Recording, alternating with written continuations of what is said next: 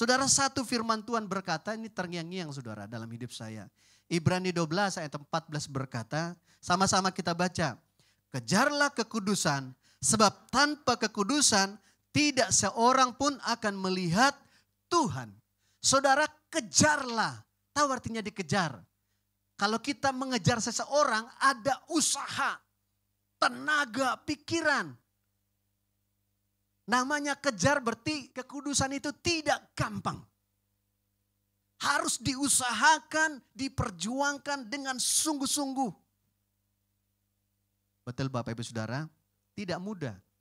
Bahkan kita diam-diam saja tuh pikiran bisa liar. Dan kita ini kan manusia duniawi. Dunia ini dikuasai oleh iblis dan iblis itu akan berjuang, berusaha juga mengelilingi orang percaya atau tidak orang percaya, siapa saja yang dapat ditelannya. Dia akan berbuat berbagai macam cara sehingga setiap orang menjadi pengikutnya. Sehingga setiap orang menjadi binasa. Kalau orang percaya, saudara sering mengatakan begini, ya biasa-biasa sajalah, tidak usah terlalu semangat dalam Tuhan. Saudara, itu adalah ciri-ciri orang Kristen yang sudah agamawi. Nah saudara, kalau kita sudah agamawi, kita menjadi sama dengan dunia ini. Udah gak ada bedanya. Hanya status KTP saja Kristen. Hanya sebatas rutinitas saja. Dan kita akan berjalan dengan kekuatan sendiri. Dan akibatnya apa? Kita tidak menjadi peka mendengar suara Tuhan. Kita akan tidak peka lagi hadirat Tuhan. Kita tidak merasakan lagi hadirat Tuhan. Sekalipun kita dalam gereja, pujian penyembahannya luar biasa. Kita bisa hambar dan tidak rasakan apa-apa. Tapi kalau saudara peka mengejar kekudusan, saudara duduk sebentar di kamar saudara. Saudara mulai bicara saja Tuhan. Saudara saya garansi, saudara bisa nangis. Belum ngomong sama Tuhan. Baru mengatakan Tuhan, langsung saudara nangis. Kenapa? Mengalami Tuhan, hadirat Tuhan. Kalau saudara punya pengalaman gitu, betapa bahagialah hidup saudara. Itu yang kita cari. Kalau saudara bisa nangis di hadapan Tuhan, berdiam diri di kamar. Saudara, Tuhan itu sebetulnya ingin berbicara kepada kita. Betul gak Bapak Saudara? Kenapa sih Tuhan mau berbicara kepada kita? Karena dia ingin menuntun kita. Dia ingin janjinya digenapi dalam kehidupan kita. Dia mau rencananya digenapi di dalam kehidupan kita. Kadang-kadang Tuhan bicara, jangan di situ. Kita jalan di situ. Ayo ke kanan, kita ke kiri. Kenapa bisa begitu? Karena kita tidak mendengar Tuhan bicara. Akhirnya apa? Salah langkah dan banyak konsekuensi yang harusnya kita tidak lalui, tapi kita lalui. Yang salah siapa? Kita sendiri. Tapi kadang masa sulit itu kita salahkan Tuhan kembali. Padahal Tuhan sudah berbicara berkali-kali. Saudara, ini wanita sebetulnya lebih sensitif ini. Lebih gampang nangkap mengenai suara Tuhan wanita daripada laki-laki. Karena laki-laki biasa main di logika. Tapi wanita itu bisa merasakan sense. Ini salah ini. Bahkan suaminya pun melakukan kesalahan walaupun tidak di depan istrinya. Istri itu punya sense. Suami saya pasti gak benar. Dia bisa rasakan. Kadang-kadang kalau ditanya suaminya mengelak gitu ya. Pura-pura gak tahu. Dari mana kamu tahu? Itu istri tahu. Walaupun kadang dipendam. Kadang tidak diungkapkan. Tapi tahu. Itu Tuhan kasih sense. Nah kalau saudara semua kita dapat begitu. Berbahagialah kita. Saya percaya di lubuk hati kita semua ingin lebih baik hidupnya. Betul gak Bapak Saudara? Tidak ada di tempat ini yang hidupnya tidak ingin lebih baik. Saya percaya setiap kita ingin sehat, lebih sehat. Yang sakit. Saya percaya di sini yang punya pekerjaan karirnya lebih naik. Betul gak Bapak Saudara? Yang punya bisnis ingin lebih baik bisnisnya, lebih berkembang. Hubungan suami istri ingin lebih baik. Hubungan anak dengan orang tua ingin lebih baik. Itulah tujuan kita sebetulnya. Bahkan kita datang gereja supaya hidup kami lebih baik. Bahkan penjahat sejahat-jahatnya pun ditanya lubuk hatinya. Adakah keinginan lebih baik? Ada, Pak. Enggak ada ingin saya mau hidup saya memang mau hancur-hancuran, mau mati-mati. Itu hanya ungkapan kekesalan. Tapi kalau ditanya dari dalam waktu dia diam, menginginkan semua lebih baik. Yang kuliah pasti pingin nilai yang lebih baik. Betul enggak? Yang sekolah lebih baik. Kalau bisa walaupun tidak belajar tapi pintar Tuhan. Maunya kan begitu kan? Yang hubungan suami istri pokoknya tidak usah ada romantis-romantis. Pokoknya kita gimana caranya ya sama tahu pokoknya kita hubungannya pokoknya akrab gitu loh. Maunya kan begitu. Tidak bisa langsung terjadi begitu. Perlu dikejar, diusahakan semua. Kalau tidak saudara pernah dengar firman ini? Kita akan melihat janji Tuhan, tapi begini, lewat dia. Saudara sering lihat gak? Sesuatu yang mewah. Saya kadang-kadang ya, kadang lihat naik motor di jalan gitu, tiba-tiba lewat Mercy. Wow gitu ya, hanya begitu saja. Wow keren. Ya kan? Saudara ada janji Tuhan begitu banyak kepada kita. Tapi kita hanya bisa lewat aja dia. Harusnya itu buat kita tapi bye-bye lewat ya. Saudara lihat ini Ibrani 11. Saudara gak percaya? Ibrani 11 coba. Dalam iman mereka semua ini telah mati sebagai orang-orang yang tidak memperoleh apa yang dijanjikan itu. Tetapi hanya dari jauh melihatnya dan melambai-lambai kepadanya. Dan yang mengakui bahwa mereka adalah orang asing dan pendatang di bumi. Jadi hanya melambai-lambai. Woi, ya ampun janjinya kok gak nyampe-nyampe sih. Ini bisa terjadi di dalam hidup kita. Saudara, saya tidak mau janji Tuhan lewat. Saya percaya saudara juga tidak mau. Tapi mari kita bangun. Ada amin saudara? Mari kita bangun hidup yang lebih baik. Sesuai dengan kebenaran Tuhan. Minggu lalu Bu Mita sudah berbicara tentang apa saudara? Yang saudara sudah datang. Dikatakan gini, niat baik itu tidak cukup. Katakan niat baik tidak cukup. Banyak orang berniat baik tapi tidak cukup. Saudara minggu lalu kita sudah belajar kisah yang ini. Yang depan ini, Uza. Waktu kereta lembu itu mau tergelincir. Kemudian saudara tabut Tuhan mau jatuh. Dia pegang, ya Tuhan jangan cepat jatuh. Malah apa? Disambar langsung mati dia. Niatnya baik. Tapi mati. Kalau kita berpikir logika, ya ampun kok bisa sih? Kok jahat itu Tuhan? Nah kita nggak perhatikan sejarahnya. Mundur dulu. Tuhan sudah bilang pada Daud, bawa tabut Tuhan digotong. Kemudian mereka punya inisiatif ditaruh di kereta lembu. Dari awal sudah salah jalannya. Jadi sudah diperingatkan karena nanti kalau ada yang berani pegang itu tabut Tuhan, maka pasti akan mati. Dan terbukti mati. Kemudian cerita anak Firaun. Siapa ini saudara masih ingat gak? Nadab dan Abihu. Tuhan sudah bilang apa saudara? Sudah bilang,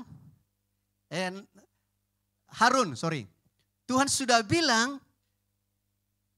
kalau membakar persembahan, ambil apinya itu harus dari dalam ya. Jangan dari luar. Jangan bawa api asing. Tapi mungkin saking sibuknya mereka mempersiapkan korban, persembahan. Lupa mereka, apinya mana apinya? Oh itu ada api, ambil api. Langsung dibakar. Niatnya baik. Tapi detik mereka ambil, dibakar persembahannya. Mati dua-duanya saudara. Niat baik tidak cukup. Harus dengar apa kata Tuhan.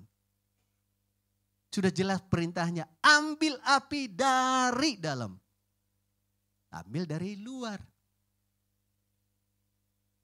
Saudara, seberapa sering kita melakukan itu. Niat kita baik. Tapi jadi salah kok, Tuhan kok jadi begini. Kenapa? Lihat dulu latar belakangnya. Apakah yang kita lakukan ini sesuai firman atau niat kita saja, maksud kita saja. Saudara, semua agama di bumi ini, di muka bumi ini, niatnya pasti baik. Semua niatnya baik dalam versi masing-masing. Bahkan yang paling ekstrim pun, yang fanatik sekalipun, itu niatnya sangat baik menurut versi mereka. Saudara yang sudah tua di sini, bukan tua, yang sudah dewasa, tahun 2022 ada kejadian di Bali, saudara. Bom meledak. Ya, 2002. Saya bilang 2000 apa? Oh sorry, maaf. 2002. Saudara, 2002 ini menewaskan hampir 200 orang di tempat. Diselidiki, Indonesia menyatakan itu teroris. Tapi yang membom itu adalah orang yang punya niat baik menurut dia. Saya tidak mau Bali ini menjadi tempat yang bule-bule setengah badannya semua kelihatan. Enggak benar ini, harus dibunuh semua ini. Ini kafir ini. Kalau bisa semua Bali ini dibunuh. Niatnya baik enggak? Supaya orang itu benar di hadapan Tuhan. Supaya lurus hatinya. Itu niatnya baik. Pertanyaannya, Tuhan, firman Tuhan begitu enggak? Kalau saudara aja saya tanya, saudara itu oke atau tidak? Kita aja bilang enggak oke. Karena ini sudah melanggar 10 perintah Allah yang ke-6. Janganlah membunuh. Ini sudah jelas tidak sesuai firman Tuhan. Tapi niatnya baik. Artinya apa? Tidak semua niat yang kita baik sesuai dengan firman. Ada amin Bapak Ibu Saudara. Bahkan saudara punya KTP Kristen saudara, KTP tidak otomatis langsung masuk surga. Ya anggap beginilah yang ini terlalu jahat. Kristen saja KTP tidak menjamin masuk surga. Tidak ada di Alkitab saudara jadi Kristen, punya KTP Kristen langsung masuk surga. Tidak ada saudara. Sepanjang kita masih hidup dalam perzinahan, mabuk, pesta pora, firman Tuhan bilang apa? Semuanya menuju maut. Hanya satu jaminannya masuk surga, Yesus. Katakan sama-sama, Yesus. Bukan agama Kristen. Saya kalau ada orang bangga dengan Kristen, tidak, bangga dengan Yesus. Hidup di dalam Yesus. Jangan bangga juga dengan gereja di mana. Banggalah kalau saudara dipulihkan oleh Tuhan Yesus. Itu yang utama. Ada amin saudara? Seberapa rajin pun kita gereja. Pagi, siang, malam, sore, sampai 5 kali ibadah. Tapi kalau hidup kita sama saja Senin sampai Sabtu, sama dengan orang dunia, tidak ada artinya.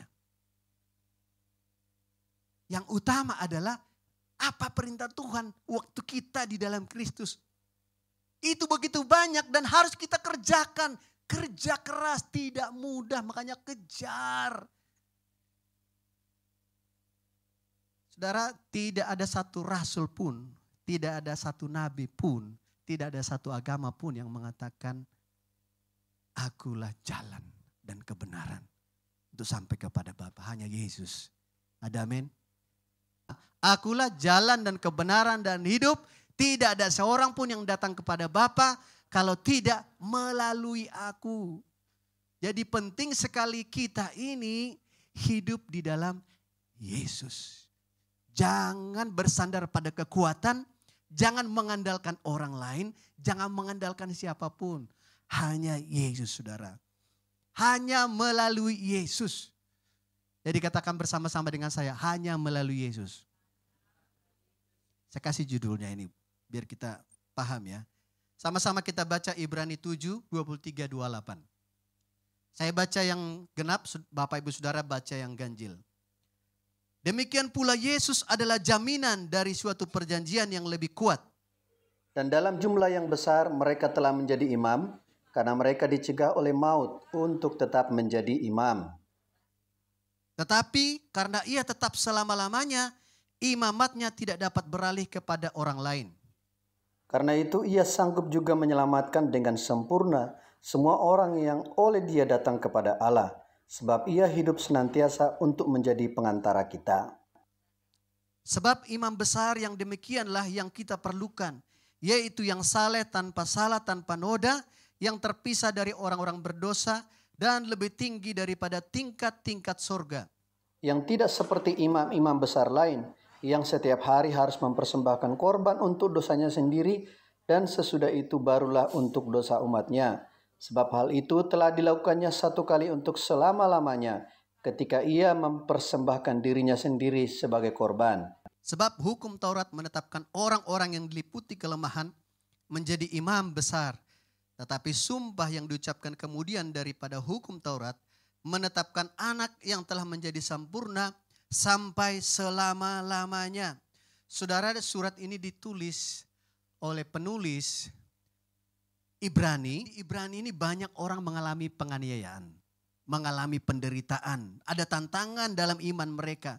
Nah, diperkirakan ada orang-orang yang sudah berbalik.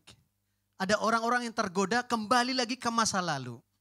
Kembali lagi seperti mereka menyembah Tuhan dengan cara yang lama. Padahal semua mereka sudah terima Tuhan Yesus. Jadi mereka sudah kembali ke ritual-ritual atau praktek-praktek Yudaisme yang sudah mereka kenal. Nah, untuk menguatkan ini makanya ditulislah surat ini. Jangan kamu seperti dulu lagi. Gitu ya. Kenapa? Karena Yesus sudah datang. Dia ini lebih utama daripada yang lain.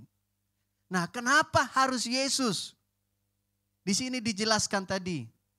Karena Tuhan Yesus lebih kuat dari para imam. Lebih baik daripada imam. Dikatakan begini tadi ayat 23. Dalam jumlah yang besar mereka telah menjadi imam manusia ya. Karena mereka dicegah oleh maut dan tetap menjabat imam. Yang tidak, ya 27. Yang tidak seperti imam-imam besar lain. Yang setiap hari mempersembahkan korban untuk dosanya sendiri. Dan sesudah itu barulah untuk dosa umatnya. Saudara, para imam dalam perjanjian lama. Bedanya dengan Tuhan Yesus dijelaskan di sini. Saudara, perjanjian lama itu sehebat apapun imamnya, pasti mereka akan mati. Mereka akan meninggalkan dunia ini. Kurang hebat apa Daud, kurang hebat apa Samuel, kurang hebat apa Musa. Tapi apa saudara? Semuanya mati. Artinya apa saudara? Seberapa hebat pun mereka lakukan, ya. Jadi kepemimpinan mereka sehebat apapun, pekerjaan mereka sehebat apapun, semuanya bersifat sementara. Artinya apa? Tuhan Yesus tidak bisa dibandingkan dengan para imam itu. Kenapa kamu kembali kepada imam? Kenapa lagi kamu datang kepada Allah harus melalui imam? Sampai sekarang masih banyak orang mengaku dosanya melalui imam. Di sini dikatakan tidak bisa lagi. Kenapa saudara? Karena imam siapapun di dunia ini mereka adalah orang berdosa. Di zaman lama saudara, imam saja yang sudah kita katakan murni pun bawa persembahan mereka sendiri harus mempersembahkan korban dulu. Kalau tidak mereka akan mati di bait Allah. Ayat 27 dikatakan. Mereka harus mempersembahkan korban untuk dosanya sendiri. Dan sesudah itu barulah untuk dosa umatnya. Tidak ada yang layak. Jadi saudara artinya gini, pesannya buat kita ini. Jangan bersandar kepada gembala, apalagi bersandar kepada suami. Kepada istri, bersandarlah kepada Tuhan. Kalau saudara berdosa, bertobat, datang kepada Tuhan. Ada amin Bapak Ibu Saudara. Jangan pernah bangga sama imam manapun di dunia ini. Walaupun dia pemimpin hebat, gembala yang hebat, ya, pendeta yang hebat, pastor yang hebat, mereka semua tidak terlepas dari dosa. Dan mereka semua akan mati. Ada amin Bapak Ibu Saudara? Jadi artinya apa? Dosa kita tidak bisa diwakilkan oleh siapapun. Dosa kita hanya bisa mendapat pengampunan waktu kita langsung datang kepada Yesus.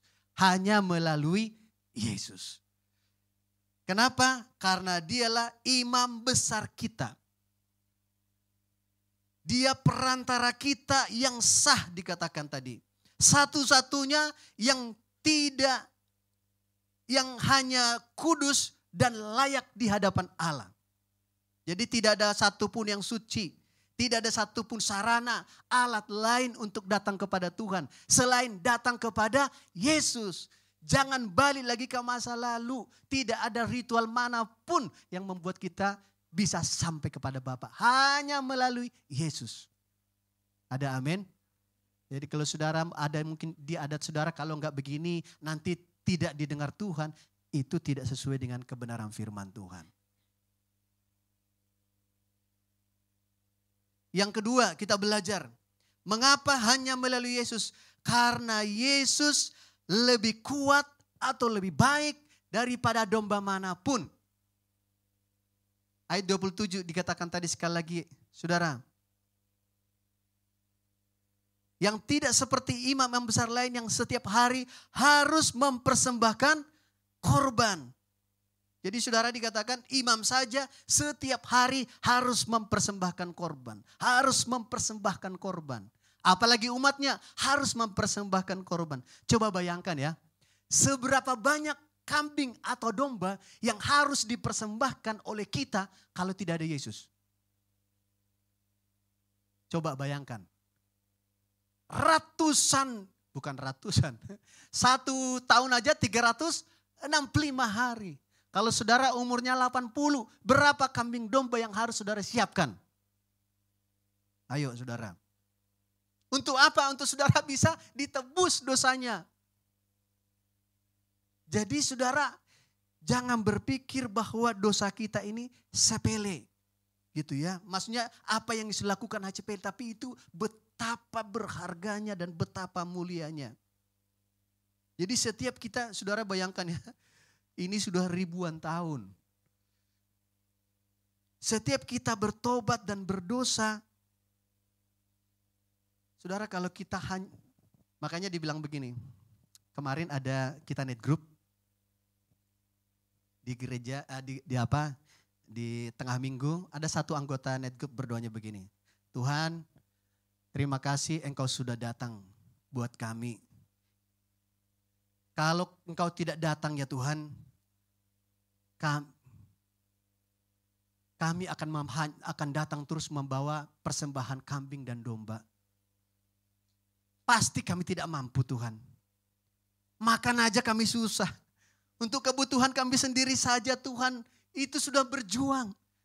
Apalagi kalau disuruh bawa kambing dan domba pasti kami tidak sanggup Tuhan. Benar kan jawabannya? Coba saudara. Jadi harus menghargai apa yang Tuhan Yesus lakukan. Jangan balik ke masa lalu. Kan Yesus sudah membuka jalan buat setiap kita saudara. Saudara tahu di masa lalu.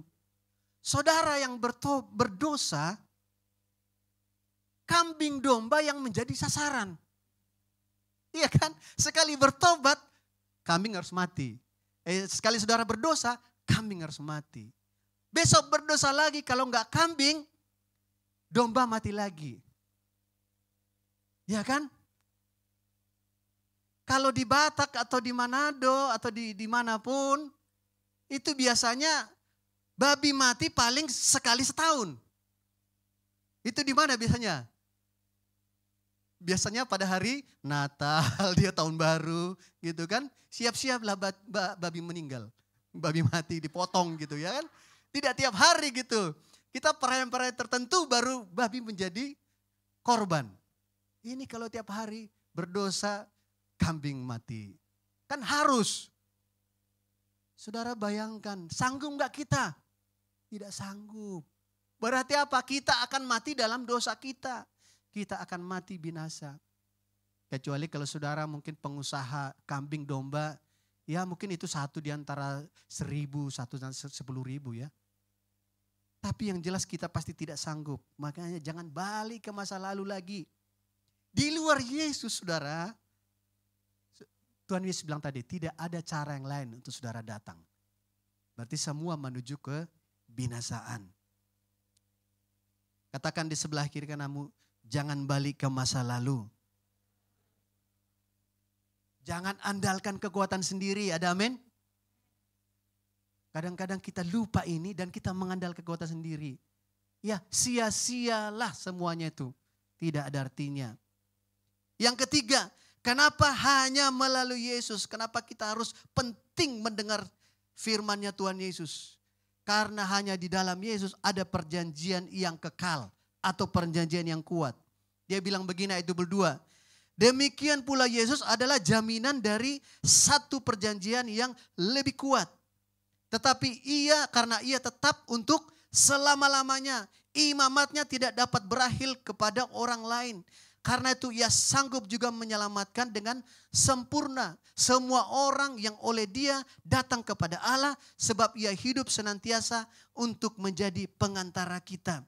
Jadi Yesus satu-satunya jaminan. Katakan satu-satunya jaminan. Satu-satunya ketetapan Allah. Ada amin? Tidak ada pilihan lain. Saudara Yohanes 3 ayat 16 berkata apa? 1, 2, 3.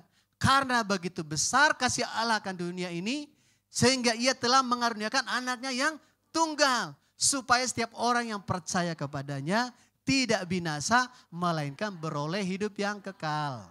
Jadi Allah itu karena begitu mengasihi kita diutus Yesus. Dikaruniakan, diberikan kepada kita. Didatangkan kepada kita. Itu syarat satu-satunya. Supaya apa? Setiap orang tidak ada yang binasa. Jadi hanya di dalam Yesus ada keselamatan, ada pengampunan dosa. Pertanyaannya lagi gini. Kenapa hanya melalui Yesus? Kenapa tidak lagi, maksudnya apa jaminannya bahwa Yesus. Dan kenapa dia hanya satu kali untuk selama-lamanya. Nah saudara pernah perhatikan gak? Kenapa dia satu kali untuk selama-lamanya? Kenapa domba berulang-ulang kali? Kenapa kambing berulang-ulang kali?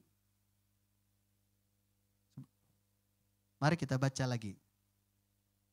Di sini ayat 27. Dikatakan yang saya garis bawahi. Sebab hal itu telah dilakukannya satu kali untuk selama-lamanya. Karena ia mempersembahkan dirinya sebagai korban. Satu kali. Dulu kan setiap kali berdosa kambing harus mati. Kambing harus mati. Kenapa? Berulang-ulang. Karena bawa persembahan kepada Tuhan itu harus hidup. Gak boleh bawa persembahan yang mati. Hidup dan tak bercacat. Nah kenapa Yesus hanya satu kali? Karena dia hidup. Makanya satu kali itu waktu kita datang. Yesus, dia sudah pernah jadi korban dan dia tetap hidup. Makanya satu kali untuk selama-lamanya. Karena waktu kita datang, Bapa di dalam nama Tuhan Yesus. Saudara bawa Tuhan Yesus yang adalah korban tapi dia hidup. Makanya sah satu kali untuk selama-lamanya. Barang siapa yang percaya kepada Yesus diselamatkan. Kenapa bisa diselamatkan? Karena dia sudah jadi korban keselamatan buat kita. Tidak berulang-ulang karena dia hidup. Ada amin saudara. Nah saudara, kita juga diselamatkan, dipilih oleh Tuhan. Dikatakan tadi apa saudara? Tuhan itu kalau ayat 16 tadi saudara, Yohanes 3 itu, supaya setiap orang tidak binasa melainkan beroleh hidup yang kekal. Artinya apa? Tuhan Yesus mau setiap orang itu tidak ada yang binasa. Ya ingat ya pesan Tuhan Yesus apa? Tuhan mau setiap orang tidak binasa, tapi memperoleh kehidupan yang kekal. Nah pertanyaannya bagaimana caranya supaya setiap orang itu memperoleh hidup yang kekal? Apakah itu otomatis? Tidak. Harus diusahakan dan ada yang mengusahakan. Karena itulah mengapa kita dipanggil oleh Tuhan. Kenapa kita dipilih oleh Tuhan. Saudara, alasannya adalah supaya melalui kita, teman-teman kita, mereka boleh diselamatkan. Supaya keluarga kita yang belum selamat, diselamatkan. Supaya sahabat kita, anak-anak kita, orang tua kita, om kita, teman kerja, teman kuliah kita, diselamatkan. Ada amin Bapak Ibu Saudara. Itu tidak mudah, perlu kerja keras. Perlu usaha, perlu pengorbanan, perlu penderitaan. Itulah yang namanya mengikut Yesus. Makanya Tuhan Yesus bilang apa? Barang siapa tidak memikul salibnya, ia tidak layak menjadi pengikut saya. Itu tajam saudara. Boleh nggak kita pilih tidak melakukan? Boleh silakan. Tapi jangan menganggap dirimu adalah pengikut yang layak di hadapan Tuhan. 2 Petrus 3 ayat 9 berkata begini. Tuhan tidak lalai menepati janjinya sekalipun ada orang yang menganggapnya sebagai kelalaian. Nah ini penting lihat saudara ya. Saudara jangan berpikir bahwa kalau kita tidak melakukannya, oh enggak apa-apa gitu ya. Enggak. Tuhan itu kasih kalau bahasa sekarang itu dipur. Apa bahasanya dipur? Dikasih kesempatan buat kita. Oke. Dikasih kesempatan buat kita. Kemudian orang dunia juga masih hidup. Dikasih kesempatan hidup. Sampai Tuhan menunggu orang percaya datang kepada orang itu. Dua-duanya dikasih kesempatan. Dia bilang begini. Tapi ia sabar terhadap kamu. Katakan sabar. Karena ia menghendaki supaya jangan ada orang yang binasa, melainkan supaya semua orang bertobat dan berbalik. Berbalik dan bertobat. Jadi saudara, Tuhan mau melalui hidup kita ada orang lain diselamatkan. Betul Bapak Ibu Saudara? Karena itu kita berjuang. Dan itu juga memang tidak langsung, tidak segampang membalikan tangan. Memberitakan Injil buat orang lain tidak gampang.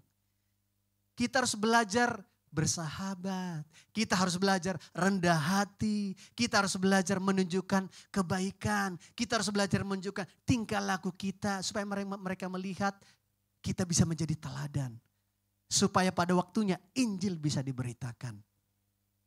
Itu tidak mudah. Bisa untuk satu orang mungkin bisa 2 tahun, bisa sebulan. Tapi bisa puluhan tahun. Bahkan bisa sampai mau mati dia baru bertobat. Banyak yang begitu.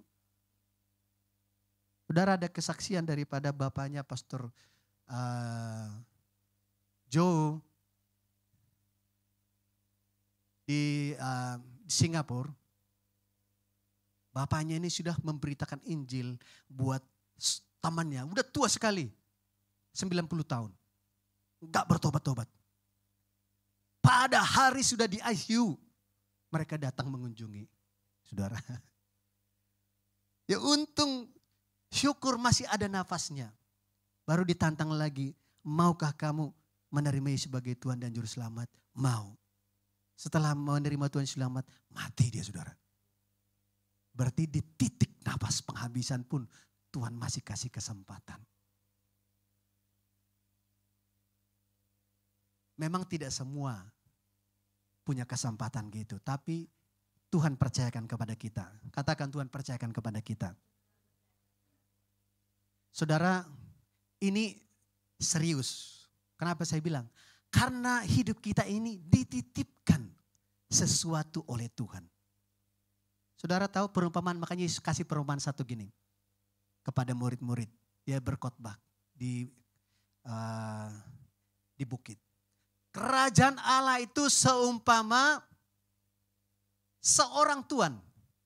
Itu di Matius 25 nanti Bapak Saudara. Seorang tuan yang hendak pergi ke luar kota. Dan dia memanggil hamba-hambanya dan menitipkan talenta. 5, 2, 1. Dikatakan menurut kemampuan mereka. Tidak sama. Berarti kita juga diberi kemampuan tidak sama. Tapi jangan cemburu. Ya, semua itu anugerah Tuhan. Tapi kalau dikasih kita 1, puji Tuhan. Dikasih 2, puji Tuhan. Dikasih 5, puji Tuhan. Dan dia bilang kepada hamba-hambanya, ya, ini kerjakan. Nanti saya pulang, kita akan bikin perhitungan ya. Kemudian dia pulang. Setelah itu beberapa waktu kemudian dia datang. Dia tanya kepada hamba yang 1. Panggil dulu, Budi, gimana talentanya? Ini Tuan, sudah menjadi 10 talenta. Apa yang Tuhan percayakan menjadi 10. Tuhan bilang apa? Hai hambaku yang baik dan setia. Karena engkau bisa dipercaya dalam perkara kecil, maka aku akan mempercayakan kepadamu perkara yang lebih besar. Dan masuklah ke dalam kebahagiaan Tuhanmu. Artinya apa? Waktu kita melakukan pekerjaan Tuhan, berbahagia pasti. Yang 2 juga sama, menjadi 4 Tuhan. Hai hambaku yang baik dan setia. Engkau akan kupercayakan perkara yang lebih besar karena engkau setia perkara kecil. Dan masuklah ke dalam kebahagiaan Tuhanmu. Yang satunya, saya simpan Tuhan. Ya, bahkan dia bilang karena ya saya tahu pasti Tuhan itu jahat. Pasti Tuhan itu ada maksudnya aneh-aneh nih, gitu kan. Jadi dia pikirannya tidak baik kepada tuannya. Loh, kamu tahu saya Tuhan yang jahat. Ya nanti saudara baca ceritanya ya. Kemudian apa? Hai hambaku yang jahat dan malas. Talentanya tetap ada loh, tapi 1. Tapi Tuhan bilang apa? Hai hambaku yang jahat dan malas. Engkau tidak bisa dipercaya dalam perkara kecil dan tidak akan dipercayakan kepadamu lagi hal yang lain. Bahkan semua yang ada padamu diambil, yang punya dia kasih orang lain. Saudara, ini perumpamaan kepada kita. Jadilah kita pekerja di hadapan Tuhan. Kenapa tadi Tuhan apa? Menghendaki tidak ada satu orang pun yang binasa. Karena itu kita dipakai oleh Tuhan. Jangan membayangkan, waduh seandainya saya berkhotbah langsung ribuan orang. Saya membayangkan begitu. Jangan membayangkan yang besar-besar. Mulai dari yang kecil, tetangga kita 1 orang. Mungkin tidak orang kaya, mungkin hanya pemulung, mungkin hanya kerja. Mungkin saja dia pengangguran, mungkin saja dia orang jahat. Kalau itu yang dipercayakan kepada kita, yang dekat dengan kita, yang curhat dengan kita, itulah yang kita layani. Ada amin Bapak Ibu Saudara? Jangan memandang itu buruk, memandang itu jahat, memandang itu kok aduh yang susah-susah dikasih. Ya ampun, yang dikasih ke saya tentang perselingkuhan aja. Tuhan, kasih yang baik kayak enggak saudara. Itu kan maunya kita. Apa yang Tuhan percayakan dekat dengan kita, layanilah itu. Nanti Tuhan percayakan yang lebih baik. Ada amin saudara? Katakan sebelah kiri kananmu, jadilah hamba yang baik dan setia. Haleluya. Saya percaya di sini tidak ada yang mau disebut jadi hamba yang jahat dan malas. Betul? Coba lihat kiri kananmu, mau jadi hamba yang jahat dan malas?